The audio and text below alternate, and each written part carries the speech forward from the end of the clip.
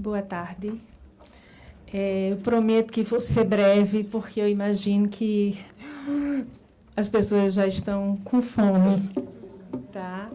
Eu começo saudando a mesa, na pessoa da moderadora, Marlene, e agradecendo o convite da coordenação do sangue. E aí vocês vão perguntar o que é que o coordenador da Hemorrede de Pernambuco está fazendo num evento de câncer.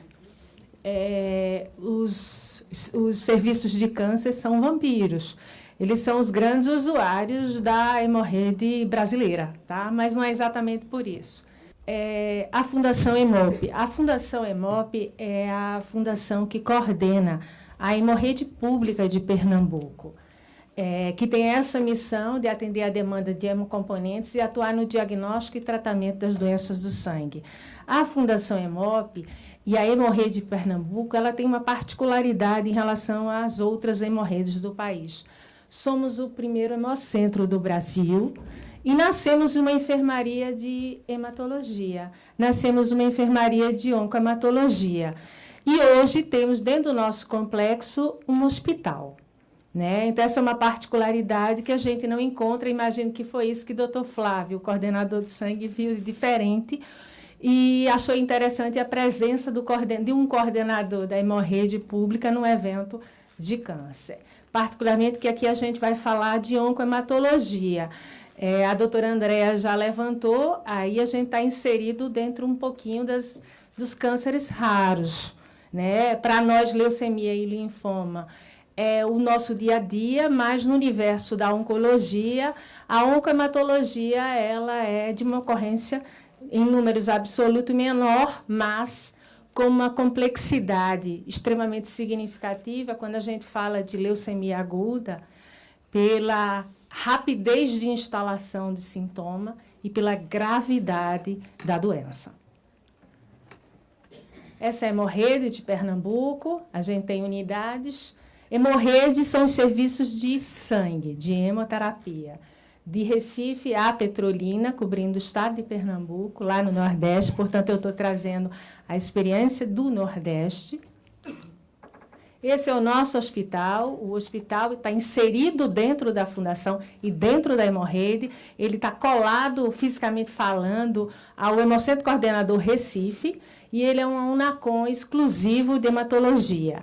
Até os anos 90, mais ou menos, nós éramos a unidade exclusiva de atendimento de oncohematologia de adulto. E Pernambuco, na época, recebia pacientes do Nordeste inteiro, praticamente. E, apesar de sermos inseridos dentro de um contexto de doenças raras, né, dentro do universo geral, a relevância da oncohematologia tem a ver com a alta mortalidade. A gente tem um registro do triênio de 2012 a 2014, isso é dado da Secretaria de Saúde, do Sistema de Informação de Mortalidade, 2.494 óbitos por doença hematológica de uma forma geral, e 64% eram doença hematológica maligna. E a hematologia é essa especialidade que permeia a doença benigna, a doença que é questionável se é benigna ou maligna, e a doença maligna. E é muito interessante, isso aí é um registro do Estado de Pernambuco sobre o número de procedimentos ambulatoriais e hospitalares registrados por doença hematológica, mostrando que muito mais que 50% estavam dentro de 3 patologias hematológicas: a leucemia linfóide aguda, a leucemia mieloide crônica e o mieloma múltiplo. Eu trouxe um registro sobre leucemias. Esse é o nosso perfil, o que tem no nosso hospital. Esses são dados de 2016. Eu tinha 245 pacientes registrados. O hospital tem ele é significativo em termos de número. Eu tinha registrado dentro do hospital 245 casos de paciente de leucemia mieloide crônica. É um número muito considerável. E aí eu tenho as patologias. Aí só está o registro das leucemias. E aí eu gostaria de pensar, era a leucemia promielocítica, que eu tenho 47 casos, 41 casos, no meu estudo de leucemia, 7,2%. Esses 7,2%, ou 41 casos, eles são praticamente 80% da totalidade de casos de leucemia pró-mielocítica do estado de Pernambuco, atendidos em Pernambuco. Em Pernambuco, nós temos 3 serviços, existe uma portaria ministerial que diz o seguinte: para cada 2.700.000 habitantes, nós devemos ter um serviço de referência para atender a oncohematologia. Pernambuco tem 9,5 milhões de habitantes, deveríamos ter 4 serviços habilitados, temos 3 serviços habilitados, o Hemop está ali em primeiro, até porque ele atende quase 50% de toda a demanda de Pernambuco, e temos 2 outros serviços novos em processo de habilitação. Esse dado de leucemia, esse dado eu peguei do INCA, mas eu vi aqui na apresentação os colegas falando em 5.000 estimativa de casos novos. Só para fazer um contraponto com o câncer de mama e com a mortalidade. Ali embaixo a gente tem um dado de mortalidade de 2013, mostrando a alta mortalidade por leucemia. Então, a leucemia é uma doença, é um tsunami na vida de alguém. Imagino que hoje eu não tenho nada, amanhã de manhã eu acordo com um diagnóstico de leucemia e à tarde já morri. É exatamente assim que funciona uma leucemia aguda, e a intervenção, né, a complexidade da intervenção e a demanda desse paciente é urgente, é para ontem, não é para hoje. Né? E aí, exatamente, eu trouxe para conversar um pouquinho sobre a leucemia pró-mielocítica aguda, porque ela tem um interesse muito grande, ela tem um interesse nosso do oncohematologista muito grande. Em 1985, lá na China, ela tem uma história engraçada, provavelmente, eu não sei se dentro da oncologia como um todo, mas os chineses descobriram e começaram a trabalhar com uma substância derivada da vitamina A, que é o ácido transretinóico. Em 87 saiu o primeiro trabalho, e provavelmente essa é a primeira droga-alvo, uma droga que atua. 95% dos pacientes que têm pró-mielocítica, eles têm uma translocação cromossômica que promove um rearranjo PML rara. E, assim, essa droga, ela atua exatamente aí. Eu pego um universo de 95%. Só para vocês entenderem, em 87 saiu a primeira publicação, nós estamos em 2017. São 30 anos. Esta era, à ocasião, a leucemia mais fatal. Leucemia já mata. Esta era a mais fatal. O advento dessa droga, e em seguida depois do trióxido acênico, transformou essa doença da leucemia mais fatal para a leucemia mais curável. À luz do conhecimento atual, essa é a leucemia que, na quase sua totalidade, você não transplanta. A possibilidade de recaída é de 4,5%. O Brasil está inserido dentro de um trabalho, o grupo do Dr. Eduardo Rego e nossos pacientes do Hemop, eles estão inseridos, teve uma publicação na Blood de 2013, mostrando que nós nos aproximamos dos dados internacionais. Estamos falando de uma leucemia que cura. Estamos falando de uma doença que saiu da mais fatal para a mais curável. Por que eu trouxe esse slide aí? Exatamente porque de novembro do ano passado até abril, eu quase não conseguia cotar. Eu sou gestora, eu sou a diretora-presidente, sou médica. Eu não conseguia cotar o Atra para comprar. Eu tinha 30 pessoas, possivelmente curáveis, esperando que eu conseguisse comprar um remédio para oferecer o remédio dentro da unidade pública que atende quase 80% das pró-mielocíticas do estado de Pernambuco. Esse é um problema sério. Esse é um problema que eu tenho que trazer para esse fórum, porque eu precisei de intervenção no Ministério Público para conseguir cotar a droga e comprar a droga. Imagina uma droga que está na teoria há 30 anos. O primeiro trabalho saiu em 87. O Brasil participa desse grupo como protocolo documentado há mais de 10 anos. O que está faltando para a gente garantir a essa população que tem uma doença curável, que tem uma possibilidade de recaída de 4,5%. O que está faltando? Eu sou gestora pública, para garantir para essa população que esse remédio chegue ao alcance da população.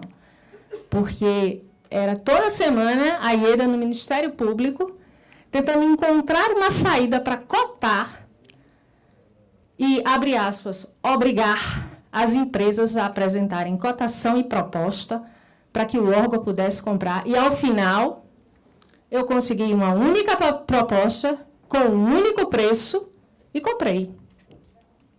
Doutor Flávio, quando esteve em Pernambuco, nós conversamos sobre isso, porque eu considerei isso uma coisa gravíssima. Eu estou falando de uma doença que cura, e isso é um tsunami na vida de uma família. A leucemia promielócica, as leucemias, elas não fazem escolha de idade. Na maioria das vezes, são pacientes muito jovens. Histórias muito difíceis, alguém que descobriu num pré-nupcial, alguém que voltou da lua de mel, alguém que acabou de passar no vestibular. E eu estou falando de uma doença que cura. E aí, esse é o fórum, onde eu estou aqui com o controle social presente, com a população presente, para dizer, enquanto gestor público, é muito difícil. É muito difícil você garantir a assistência. Não estou falando de inovação tecnológica, nem trouxe nenhuma inovação tecnológica, porque em promielocítica eu tenho o atra e o trioxacênico. E essas duas drogas, juntas, existem protocolos que a gente nem indica transplante de medula óssea. Então, é bem mais barato, inclusive. Assim, o que está faltando? Eu vou dar como sugestão o que está faltando para a gente produzir essa droga e garantir o abastecimento e o tratamento desse grupo de pacientes. Já foi falado pelos meus colegas, mas é evidente que é um retardo. A lei, ela fala sobre diagnóstico e tratamento. Perfeito. E o diagnóstico? E até a hora de chegar para fazer o diagnóstico. Porque a evidência do dia a dia é mais que 60%, doutora Andréa. Lá, em Pernambuco, estadio avançado de mieloma é quase 100%. É lamentável que os diagnósticos de linfoma eles se dão por biópsia óssea, por invasão medular, estadio avançado. Você não diagnostica linfoma em gânglio. Isso é absurdo. Esse é o fórum onde a gente tem que conversar com a sociedade, para a sociedade entender a indignação do gestor. Tá? Então, há um retardo na chegada do paciente à unidade especializada. Tá? Esse é um problema. A problemática do financiamento é assim, esse cai no colo do gestor, que é médico também, porque eu continuo trabalhando no hospital. Eu só trouxe um exemplo, eu trouxe 2 exemplos, mas o primeiro é o mielograma. Mielograma é um exame, é um aspirado da medula óssea. A medula é a fábrica do sangue. Você punciona no externo, no quadril, e tira um pouco, uma amostra de sangue. E vai olhar as células, dali elas vieram, as células que estão circulando no sangue. O SUS paga R$19, e só a agulha eu comprei em novembro por R$132. Tá? Só a punção, a tabela do SUS é R$13,25.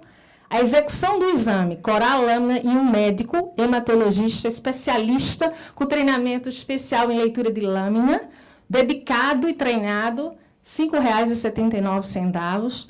E só a agulha eu comprei a R$132. Tá? Fica difícil, eu sou unidade de referência, faço os mielogramas do EMOP e os mielogramas das unidades do Estado. Tá? A gente trouxe alguma coisa, a gente não tem como falar de oncologia sem falar de dinheiro, minha gente. Não tem como sair... E aí eu trouxe dados, são muito pequenos, porque a gente trabalhou apenas indução, consolidação e o primeiro mês de manutenção, por exemplo. Então, na LLA, eu tenho um dado, a gente trabalha com um protocolo chamado IPCVAD, e a gente levantou só ciclo A e ciclo B, e que o custo total, azul é o que eu pago, isso é a compra do quimioterápico. Não estou falando de mais nada, estou falando de agulha, injeção, tempo do profissional, nada disso. Custa o EMOP 11, isso aí a gente trabalhou com, dado da minha licitação, quanto eu comprei, um paciente com 70 quilos, adulto padrão, 11 mil e alguma coisa, e eu recebo 4.600. Para a leucemia mieloide, trabalhando com indução e consolidação, 17 mil, eu recebi 4.600. Para a promielocítica, que é a do Atra, que eu falei para vocês, o custo do comprimido é R$11. A média, os pacientes usam 8 comprimidos dia, né? 13 mil e eu recebi 8.700. Fizeram uma avaliação de quanto é que eu estou devendo, só para vocês entenderem. 4 milhões, fazendo uma estimativa. Esse não é o custo real da quimioterapia. Eu recordei para vocês que eu trabalhei em cima da indução. Um tratamento de quimioterapia ele tem várias etapas, ele demora um tempo, só para as pessoas compreenderem. Eu não fui até o final, mas só trabalhando com indução e consolidação e primeiro mês de manutenção, meu déficit em 2016 foi de 4 milhões, só para compra de quimioterápico. Mas Recife espera por vocês. Venham visitar, o Nordeste é muito bonito. Obrigada.